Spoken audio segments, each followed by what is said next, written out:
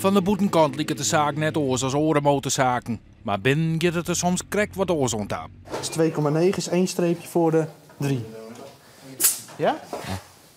Alsjeblieft. Dankjewel. Als hij pang zegt, ben je te ver. Autisme is dat je heel vaak dingen moest herhalen of zo. Dat heb ik van mijn geboorte gekregen. Ja, dan kun je hem eraf trekken. Wat vind je er zo leuk aan? Gewoon aan motors, hoe het wordt gerepareerd, hoe het in elkaar zit, hoe de motor staat. Afgelopen jaar hebben we veel naamsbekendheid gekregen. Dus ik merk ook dat we heel veel klussen erbij hebben gekregen.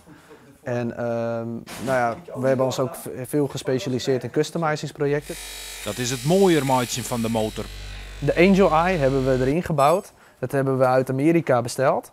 Er zit een LED-strip in. En dat is net zoals BMW in auto's heeft. Gewoon eigenlijk alleen maar om het mooier te maken. Per jongere is het doel natuurlijk anders. De een is voor een reguliere baan en de andere is hier gewoon om dagbesteding te volgen. Afgelopen jaar hebben we 2 jongens gehad die dus uit zijn gestroomd naar gewone banen. Robert is er van het begin al bij.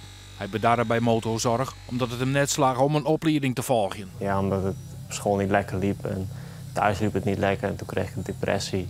En ja, toen lukte alles niet meer.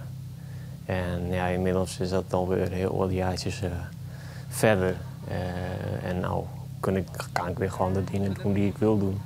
In de toekomst wil hij ook wat geld verdienen met zijn kennis. Daarom wil hij toch bezieken om een monteursdiploma te halen. Ik heb er wel vertrouwen in dat het iets wordt, ja. En voor zelfs met de na de reparatie ook een testrondje rijden worden.